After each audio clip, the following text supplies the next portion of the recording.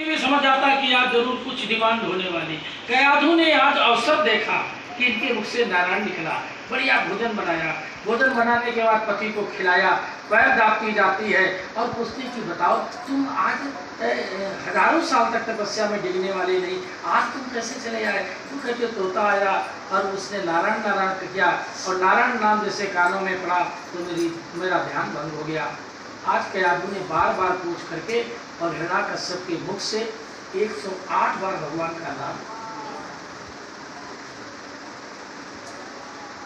ये परिवार के लिए कथा इतनी जरूरी है। बढ़िया भोजन, बढ़िया। और आज पत्नी ने पति के अनुकूल आचरण किया, जो पति चाहता था पति पत्नी का मिलन होता उसी रात में, जिस समय पति के मुख से 108 बार नारायण शब्द निकला।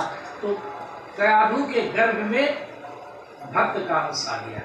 नारायण, आप जब भी संसार में रहते हैं, गृहस्थ धर्म का पालन करना है, पति पत्नी का मिलन होता है और उस समय आप गर्भाधान संस्कार होता है और गर्भाधान का मुहूर्त होता है, तो उस समय आप भगवान का नाम लें तो आपके घर में भी प्रहलाद और ध्रुव आ सकते हैं। लेकिन हम लोग कामांध हो जाते हैं, उस समय भगवान नहीं दिखाई पड़ता, केवल विषय ही हमें अमृत की भांति दिखाई पड़ता है। दृश्य भी जो हम देखते हैं टीवी आदि में, वो सब विषयी दृश्य होते हैं। इसलिए भक्तों, आज प्रहलाद आया, इंद्र को मालूम हुआ कि कयाधु के घर में एक असुर का जो है बिंदु पहुंचा है, वीर पहुंचा है, तो कहीं राक्षस ना पैदा हो जाए तो इसको मार दो। कयाधु का अपहरण इंद्र करवा लेता है। नारद भगवान कहते हैं ये जरूरी नहीं कि राक्षस के राक्षस ही पैदा हो। बड़े बड़े भक्तों के यहाँ राक्षस पैदा हो गए और बड़े बड़े राक्षसों के यहाँ प्रहलाद भक्त पैदा हो गए। कारण इसके बीच में क्या है? वहां भगवान का नाम जुड़ा है।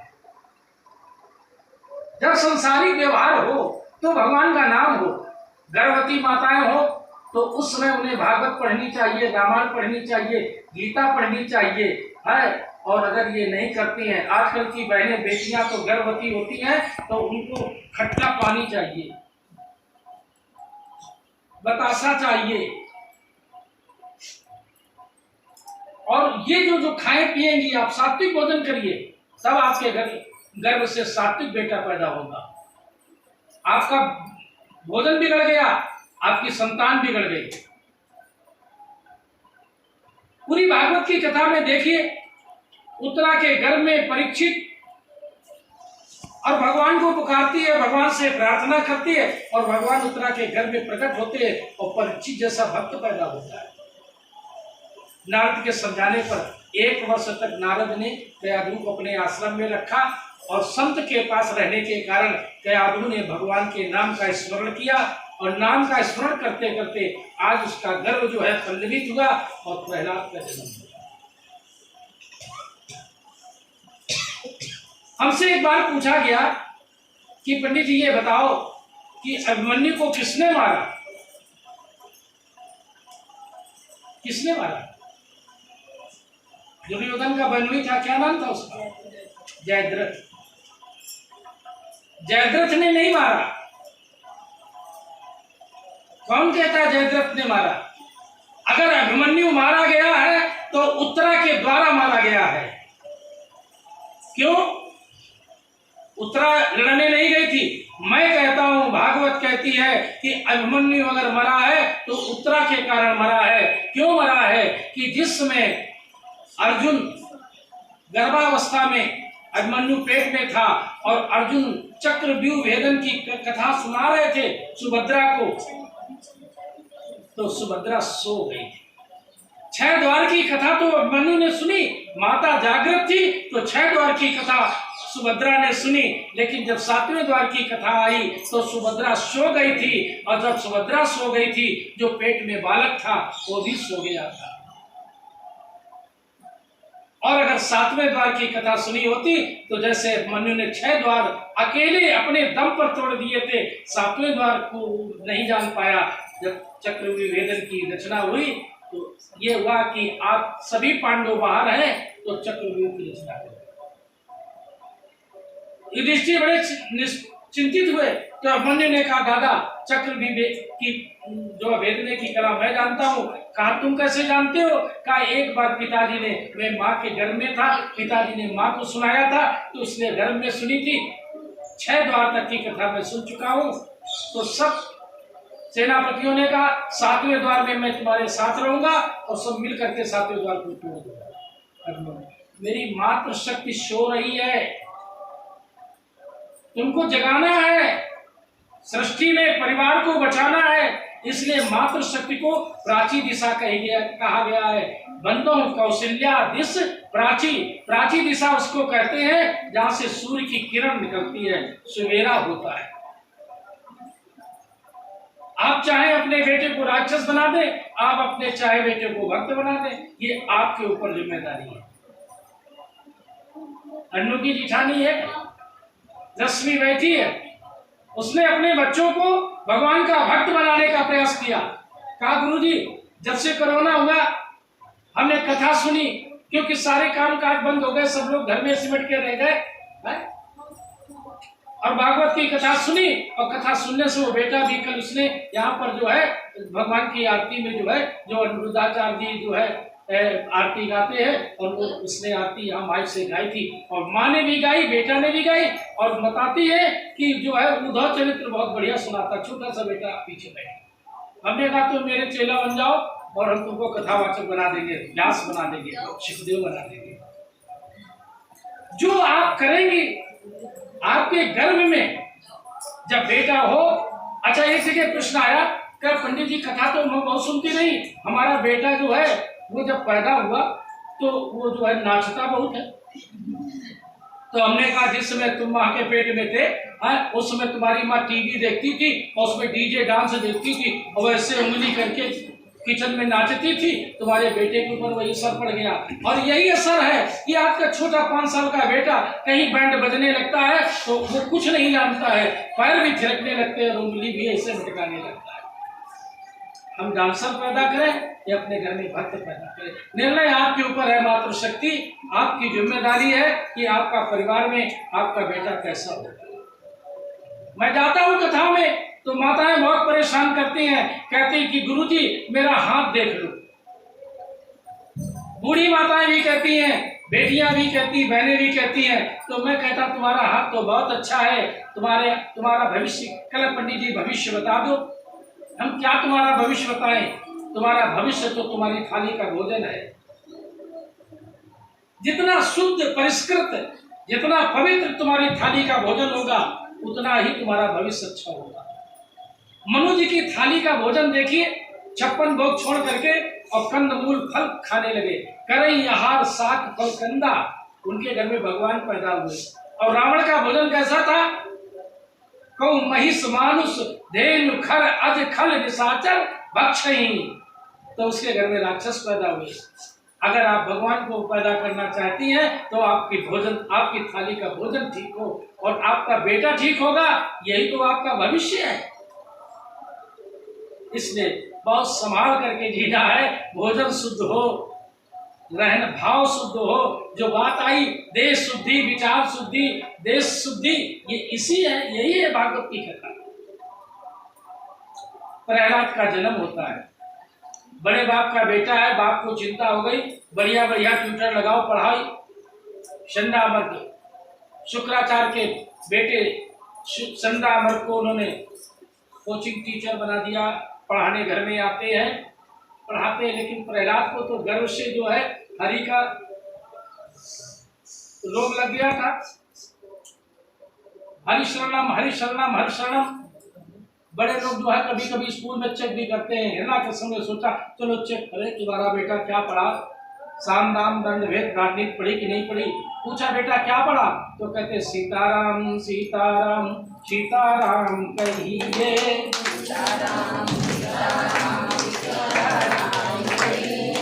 चाही विधि राखे राम, चाही विधि कहिए,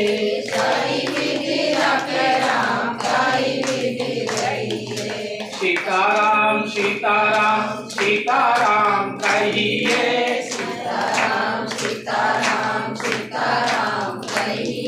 क्या पढ़ाया तुमने और क्या पढ़ा दिया, राम राम करता है। जो भगवान का नाम ले करने में चिढ़ता हो, बात डांटा गुरु जी को, कहा महाराज हमने तो इसके वो राजनीति पढ़ाई थी, साम दाम दंड वेद पढ़ाया था, ये पता नहीं कहां से सीख आया। कहा कायदे से पढ़ाइए। अब तो ये स्थिति हो गई कि एक दिन प्रहलाद जी जो थे संकीर्तन कर रहे थे, तो प्रहलाद जी जिसको छू ले वही प्रहलाद जी के साथ नाचने लगे और भगवान का नाम लेने लगे। गुरु जी आए तो प्रहलाद का हाथ पकड़ा तो गुरु जी भी नाचने लगे और जो है सीताराम सीताराम, श्री राम जय जय राम करने लगे। हिरण्याकश्यप ने सोचा कि क्या बात है, प्रहलाद बहुत देर से आ रहा है। तो हिरण्याकश्यप निरीक्षण करने जाता है तो देखा कि संडावर्ग भी नाच रहे हैं, सारे विद्यार्थी भी नाच रहे, प्रहलाद के मित्र, और सब जगह वहां कीर्तन हो रहा है, श्री राम जय राम जय जय राम, श्री राम जय राम जय जय राम, श्री राम जय राम जय जय राम, श्री राम जय राम जय जय राम। हिरण्याकश्यप गया, पकड़ा हाथ प्रहलाद का, ये क्या कर रहे हो? सब शांत हो गए। हिरण्याकश्यप, सब लोगों ने प्रहलाद को छुआ, सब श्री राम जय जय राम करने लगे, लेकिन हिरण्याकश्यप ने जब छुआ तो हिरण्याकश्यप के अंदर कोई फर्क नहीं पड़ा और गालियां देने लगा गुरु को। संतों से पूछा गया महाराज ये क्या हुआ? जो प्रहलाद को छू लेता है प्रहलाद वही प्रहलाद के साथ नाचता है, कीर्तन करता है। हिरण्याकश्यप ने, संतों ने कहा जैसे बल्ब है ना, घर में बत्ती आ रही है पावर हाउस से, ट्रांसफार्मर से हमारे खंभे में आ रही है, खंभे से हमारे घर में आ रही है, सारे बल्ब जल रहे हैं, लेकिन एक बल्ब जो है वो लगा है होल्डर में, लेकिन वो नहीं जलता है। कल क्यों नहीं जलता? कल इस बल्ब का फ्यूज उड़ गया है। जिस बल्ब का फ्यूज ठीक था, परमात्मा से कनेक्शन ठीक था, तो जो प्रहलाद को छूता था उसका बल्ब जल जाता था, और जिस बल्ब का फ्यूज उड़ गया था अब उसमें करंट कहां से जाए? तो हिरण्याकश्यप का तो करंट जो है वो जन्म से ही फ्यूज था, इसलिए हिरण्याकश्यप प्रहलाद को छूने के बाद वो उनके अंदर जागृति नहीं आई। प्रहलाद को तमाम प्रकार के नाना प्रकार के कष्ट दिए गए और कष्ट देने के बाद पहाड़ से गिराया गया, शापों की कोठरी में बंद कर दिया गया, भूखा है। एक दिन लक्ष्मी जी बड़ी परेशान है, कहती तुम्हारा भक्त देखो भूखा है, तुम कुछ सोच नहीं रहे। लक्ष्मी जी भोजन बना करके ले जाती है और प्रहलाद को काल कोठरी में खिलाती है। हिरण्याकश्यप ने पहरे राव से कहा तो देखा कि एक बढ़िया सुंदरी दिव्य माता का स्वरूप लिए अपने हाथ से गोद में बैठा करके भोजन करा रही है। हिरण्याकश्यप को मालूम हुआ, कहा ये कौन है? प्रहलाद से पूछा गया भोजन किसके हाथ से किया? तो कहा जगत माता ने कराया आकर के। जो आपके दाने दाने पर जो है आपका अधिकार है? भगवान जब चाहता है तो आपको कोई चाहे कितने कष्ट मिले, कष्टों में कसौटी से निकलना आपकी जिम्मेदारी। अब वो दिन आया, प्रहलाद, अब बुआ का तो बड़ा महत्व है भतीजे के ऊपर, लेकिन एक ऐसी भी बुआ थी जो अपने भाई को इतना प्रिय थी, भतीजे को इतना नहीं चाहती थी। कहा कि दिया मुझे एक वरदान प्राप्त है, मैं जिसको अग्नि में लेकर के बैठूं वो जल जाएगा, मैं बच जाऊंगी।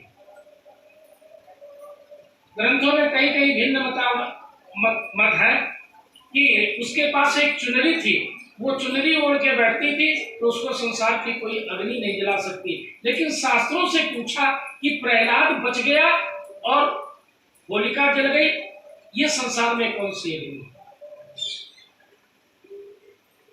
तो संतों ने बताया कि जो भगवान के भक्त का अपराध करता है तो संसार की अग्नि से भले बच जाए, लेकिन भगवान के क्रोध की अग्नि से वो बच नहीं सकता।